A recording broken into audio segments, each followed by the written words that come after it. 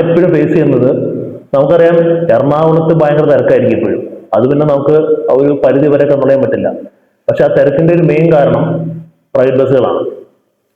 Private ബസ്സുകൾ വരാന്ന് പറഞ്ഞാൽ ആന കരിമ്പിൻകാട്ട് കയറിയ പോലെയാണ്. ഇവരങ്ങ് വന്ന് കയറി കഴിഞ്ഞാൽ ബാക്കി എല്ലാവരും ഒതുങ്ങി കൂടുക. സാധാരണ നമ്മളിപ്പോൾ ആംബുലൻസ് വരുമ്പോഴാണ് നമ്മൾ സ്ഥലം കൊടുക്കുക. അത് മാന്യമായ കാര്യമാണ്, കാരണം രോഗി പോകുന്നു, നമ്മൾ കൊടുക്കണം. പ്രൈവറ്റ് ബസ് അങ്ങനെയല്ല. പ്രൈവറ്റ് ബസ് അങ്ങനെ ഓടി വരും. അത് ഇങ്ങനെ കീന്നും പറഞ്ഞടിച്ചാൽ വരിക, ഫുൾ ഹോൺ അടിച്ചിട്ടേ വരുള്ളൂ. എന്തോ നമ്മുടെ അത്യാവശ്യത്തിന് രോഗിയെ കൊണ്ടുപോകണവരെ ഇവർ വരണേ. അതുപോലെ ഹെഡ്ലൈറ്റ് ഓൺ ആക്കിയിട്ടേ വരുള്ളൂ. കണ്ടിന്യൂസ് ആയിട്ട് ഹോൺ അടിച്ചു വരും. അപ്പൊ മുമ്പിരിക്കുന്ന ഒരു സാധാരണ ഒരു ഡ്രൈവറാണെങ്കിൽ പേടിച്ച് പെട്ടെന്ന് വഴി മാറണം. അതായത് മാനസികമായിട്ട് അവരെ പീഡിപ്പിച്ച് മാറ്റുക എന്നുള്ളതാണ്. അപ്പൊ അല്ലാത്ത ഡ്രൈവേഴ്സ് ഉണ്ട്, ഇവർ വഴി വരുമ്പോൾ കുറച്ചും കൂടെ പയ്യെ ആക്കിയിട്ട് സൈഡ് കൊടുക്കാണ്ട് കൊണ്ടുപോകാന്നുള്ളതും അങ്ങനെയുള്ള ആൾക്കാരുണ്ട്, അങ്ങനെയുള്ള മിടുക്കന്മാരുണ്ട്.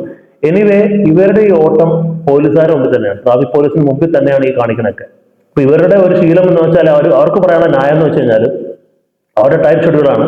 ഇന്ന സമയത്ത് വണ്ടി എത്തിക്കണം, അവർ ട്രിപ്പിന്റെ എണ്ണം കൂട്ടുക, ആൾക്കാരുടെ കളക്ഷൻ കൂട്ടുക, മാക്സിമം ആൾക്കാരെ ഒരു സ്റ്റോപ്പിൽ നിന്ന് എടുക്കുകയാണെങ്കിൽ അവർക്ക് അത്രയും ലാഭമുണ്ട്. അപ്പോൾ ഒരു പ്രൈവറ്റ് ബസ് എടുക്കുമ്പോൾ തൊട്ട് പുറകെ വന്നവന്റെ ലാഭം കുറയും. അപ്പോൾ അവൻ എന്ത് ചെയ്യും, ഇവനെ ഓവർടേക്ക് ചെയ്ത് അടുത്ത സ്റ്റോപ്പിൽ പോയിട്ട് കൂടുതൽ ആൾക്കാർ എടുക്കാൻ പറ്റുമെന്നുള്ള അവന്റെ ഓട്ടം. പിന്നെ ഇവർ തമ്മിലുള്ള മത്സരമായിരിക്കും എപ്പോഴും പോണെ. ഇവർ തമ്മിലുള്ള അടി വരെ, ഗുണ്ടായസം വരെ നമ്മൾ വാർത്തകളിൽ പലപ്പോഴും കേൾക്കാറുണ്ട്.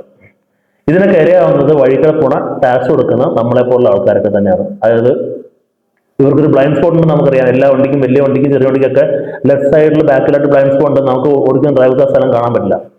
ഇതൊരു വലിയ വണ്ടിയാണ് ബസ് എന്ന് പറയുമ്പോൾ. അപ്പൊ ആ ബസ്സിൽ അധികം ഇപ്പൊ ചില പയ്യന്മാര് ചിലപ്പോൾ മര്യാദയ്ക്ക് പ്രൊഫഷണൽ ഡ്രൈവിംഗ് ലൈസൻസ് ഒന്നും കിട്ടിയത് പ്രൊഫഷണൽ ആയിട്ടൊന്നായിരിക്കില്ല, കാശ് കൊടുത്തായിരിക്കാം. അങ്ങനെ സിസ്റ്റങ്ങളൊക്കെ ഉണ്ടല്ലോ, നമുക്കറിയാമല്ലോ. അപ്പോൾ മര്യാദയ്ക്ക് പഠിക്കാണ്ട് ഇപ്പൊ കുറച്ചുകൂടി ഇമ്പ്രൂവ് ആയെന്ന് ഞാൻ കേട്ടിട്ടുണ്ട്.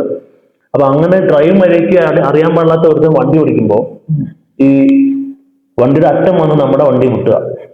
ചിലപ്പോൾ നമ്മുടെ വണ്ടിക്ക് കാര്യമായിട്ടൊന്നും പറ്റില്ല, ഒന്ന് കുറച്ചൊക്കെ തന്നെ വരും. പക്ഷെ എന്നാലും അപകടങ്ങളൊക്കെ വന്നാൽ അങ്ങനെയാണ് പലപ്പോഴും. പിന്നെ ചെറിയ വണ്ടികൾ, അതായത് സ്കൂട്ടർ, ബൈക്കുകാരൊന്നും ഒരു മൈൻഡ് പോലും ചെയ്യില്ല. അപ്പൊ ഇവർക്ക് ആരാണ് ഇത്രയും ഒരു അധികാരം കൊടുത്തത്? റോഡ് കൈയടക്കാൻ ഒരു വലിയ ബസ് അല്ലെങ്കിൽ വലിയ സംഭവം ഉണ്ടെന്ന് പറഞ്ഞിട്ട് അവർ റോഡിന്റെ കിങ് ആവണം എങ്ങനെയാണ്? MVD ഇപ്പം നമ്മുടെ അടുത്ത് പറയുന്നുണ്ട്, നമ്മൾ ഇവരുടെ വീഡിയോ എടുത്തു കൊടുക്കുക, ഫോട്ടോ എടുത്തു കൊടുക്കുക, ശരിയായിരിക്കാം. പക്ഷെ എപ്പോഴും നമുക്ക് വണ്ടി ഓടിക്കുമ്പോൾ എടുത്തു കൊടുക്കാൻ പറ്റിയെന്ന് വരില്ല. ഇപ്പൊ നമ്മുടെയൊക്കെ എല്ലാവരുടെയും കാറിൽ ക്യാം ഉണ്ടായെന്ന് വരില്ല. പക്ഷെ ഈ പോലീസുകാർ മുമ്പിൽ തന്നെയാണ് ഇമാരി ലൈറ്റ് ഇട്ടിട്ട് ഹോൺ അടിച്ചിട്ട് പോണത്. അപ്പൊ ഇത് കൺട്രോൾ ചെയ്യാർക്ക് പറ്റുന്നില്ലേ? റോഡ് മുഴുവൻ ക്യാമറ വെച്ചിട്ടുണ്ടല്ലോ, പിന്നെ GPS ട്രാക്കിംഗ് സിസ്റ്റം വെച്ചിട്ടുണ്ടോ? സ്പീഡ് ഗാർഡ് വെച്ചിട്ടുണ്ടോ എന്ന് എനിക്ക് അറിയില്ല. കാരണം എവിടെ നോക്കിയാൽ പണ്ട് ഒരു പ്രശ്നം ഉണ്ടായിരുന്നു, എറണാകുളത്തെല്ലാം ചുവന്ന വണ്ടികളാണ്, ചുവപ്പാണ് പേടിയാണെന്ന് പറഞ്ഞിട്ട് അവരുടെ പെയിന്റ് അങ്ങ് മാറ്റി ഇപ്പൊ നീലാക്കിയിട്ടുണ്ട്. നീല കണ്ട് ഈ ഒരു കളറിനെ പേടിക്കാറില്ലല്ലോ, ഇവരുടെ ഡ്രൈവിംഗ് സിസ്റ്റമാണ് പ്രശ്നം. അപ്പൊ ഡ്രൈവിംഗ് സിസ്റ്റം വരുത്താൻ അവർ പറഞ്ഞൊരു കാരണം ടൈറ്റ് ഷെഡ്യൂൾ മാറ്റണം. അപ്പൊ എത്ര കളക്ഷൻ ആൾക്കാർ കൂട്ടുന്നോ അത്രയും ലാഭമാണ് അവർക്ക്.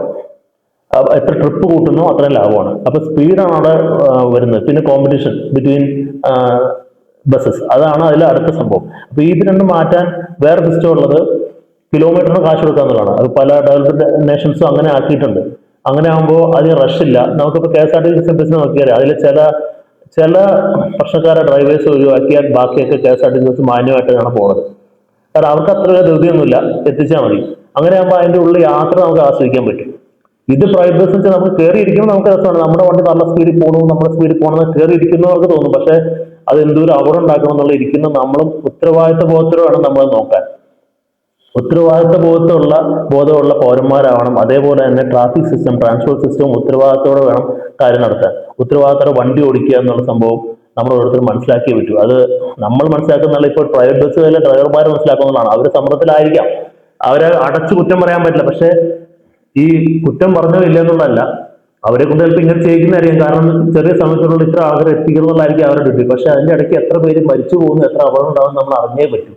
അപ്പോ അനുഭവപൂർവ്വം അവരുടെ കാര്യം പരിഗണിക്കുക. പക്ഷെ അതിലുപരി നമ്മൾ ടാക്സ് കൊടുക്കുന്നതാണ്, നമുക്ക് വണ്ടിയുണ്ട്, റോഡുകൾ നമുക്ക് മാന്യമായിട്ട് പോകാനുള്ള സാഹചര്യം MVD ഒരുക്കി തന്നേ പറ്റൂ, ട്രാൻസ്പോർട്ട് അധികൃതർ ശ്രദ്ധിച്ചേ പറ്റൂ.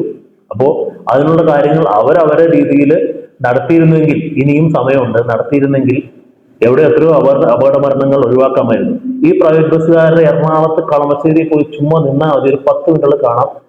മിക്ക ബസ്സുകളും കീന്ന് പറഞ്ഞ സൗണ്ടും ഒക്കെ വെച്ച് ഫുൾ ടൈം ഹോൺ അടിച്ചായിരിക്കും വരിക. അതിന്റെ കൂടെ തന്നെ ഹെഡ്ലൈറ്റ് ഓൺ ആക്കി വരിക. ആരോ ICU കൊണ്ടാക്കാൻ പോണ പോലെയാണ് ഇവർ തന്നെ. ആംബുലൻസ് വരാണെങ്കിൽ മനസ്സിലാക്കുക, ഇവര് കംപ്ലീറ്റ് ICUലേക്ക് ആൾക്കാർ കൊണ്ടുപോകണ പോലെയാണ് കൊണ്ടുപോകണത്. ഇത് കാണാത്ത കാര്യമൊന്നുമല്ല, പോലീസുകാരൊക്കെ സ്ഥിരം കണ്ടുപിടിക്കുന്ന കാര്യമാണ്. എന്തുകൊണ്ട് ഇത് റിയാക്ട് ചെയ്യുന്നില്ല എന്ന് മനസ്സിലാവും. നമ്മുടെ അടുത്ത് ഫോട്ടോ എടുത്ത് വീഡിയോ എടുത്ത് അയച്ചു കൊടുത്താലേ ഇവർ ചെയ്യുള്ളൂ എന്ന് പറഞ്ഞു. ചിലപ്പോൾ കുറെ പേരെ സസ്പെൻഷൻ, ഡ്രൈവിംഗ് ലൈസൻസ് സസ്പെൻഡ് ചെയ്തിട്ടുണ്ടാവാം. പക്ഷെ ഇത് അതാണോ റിയൽ റീസൺ എന്ന് എനിക്കിപ്പോൾ ഡൗട്ട് ഉണ്ട്. കാരണം ഈ സമയക്രമം ഷെഡ്യൂള് ഒന്ന് റിലാക്സ് ആക്കി ചിലപ്പോൾ ശരിയാവുമായിരിക്കും. കാരണം ഇത് വളരെ അടിയന്തരമായ ഒരു പ്രശ്നമാണ്. ആക്സിഡന്റ് ആർക്കും പറ്റാം, സ്വന്തക്കാർക്കും നമുക്ക് തന്നെ പറ്റാം. അപ്പോൾ ഈ ഒരു സിസ്റ്റം ഒന്ന് റിന്യൂ ചെയ്തിട്ട് നമ്മൾ ട്രാൻസ്പോർട്ട് സിസ്റ്റം കുറച്ച് നന്നാക്കി എടുക്കണം എന്നുള്ളതാണ് എനിക്കിതിൽ പറയാനുള്ളത്. അപ്പോൾ നമുക്കെല്ലാവർക്കും ധൈര്യമായിട്ട് തന്നെ വണ്ടി ഓടിച്ച് പോവാം. ഇപ്പൊ ട്രാൻസ്പോർട്ട് ബസ് ഓടിക്കുന്ന പോലെ തന്നെ ഇവർക്ക് ഓടിച്ചു പറ്റില്ലെങ്കിൽ എന്താണ് അതിൽ ന്യായമായ കാര്യങ്ങളുണ്ടെങ്കിൽ അത് സോൾവ് ചെയ്ത് കൊടുക്കണം. അപ്പൊ അതും കൂടെ നോക്കണം. അതും കൂടെ നോക്കിയിട്ട് വേണം. ഇപ്പൊ പ്രിയദർശിനി സ്ത്രീകൾക്ക് മാത്രം ഫ്രീ അനുവദിച്ചിരിക്കുക, അതായത് ജോലിയുള്ള സ്ത്രീകൾക്കും എല്ലാം അവർക്കും ഫ്രീ അനുവദിച്ചുകൊണ്ട്, അതായത് വയസ്സായ ആൾക്കാർക്കും കുട്ടികൾക്കൊന്നും കൊടുക്കാണ്ട്, ഡെവലപ്ഡ് നേഷൻസും അല്ലെങ്കിൽ ബുദ്ധിയും ബോധമുള്ള ആൾക്കാർ ഉള്ള രാജ്യങ്ങൾ ചെയ്യുന്ന അങ്ങനെയൊക്കെയാണ്. പക്ഷെ ഇവിടെ അങ്ങനെയല്ല.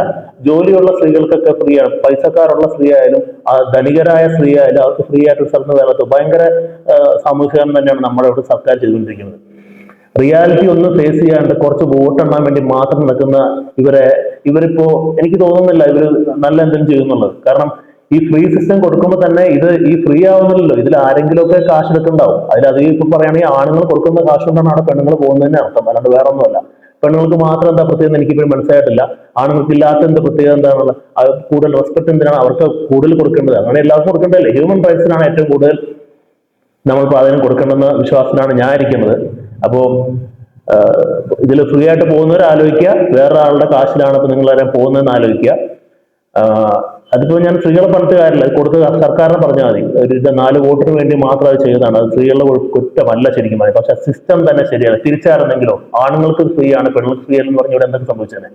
അപ്പൊ അതും നമ്മൾ ആലോചിക്കണം. ഇത്രയും ഇങ്ങനെയുള്ള പ്രശ്നങ്ങളൊക്കെ ഉണ്ടാക്കുന്ന സർക്കാർ അതിദാരുണമായ ഇങ്ങനത്തെ കാര്യങ്ങൾ കാണുന്നില്ല. അതായത് പ്രൈവറ്റ് ബസ് ഇപ്പോഴും നല്ല സ്പീഡിൽ തന്നെയാണ് പോകുന്നത്. ഇപ്പോഴും ഇഷ്ടംപോലെ അപകടം ഉണ്ടാക്കുന്നുണ്ട്. ഇപ്പോഴും എല്ലാ ബസ്സുകളും ICUയിലേക്ക് ഒരു രോഗിയെ കൊണ്ടുപോകുന്ന പോലെ തന്നെയാണ് ഇവരെല്ലാവരും വണ്ടി ഓടിക്കുന്നത്. അതിലെന്തെങ്കിലും ചെയ്യുകയാണെങ്കിൽ നന്നായിരുന്നു എന്ന് മാത്രമേ എനിക്ക് പറയാനുള്ളത്.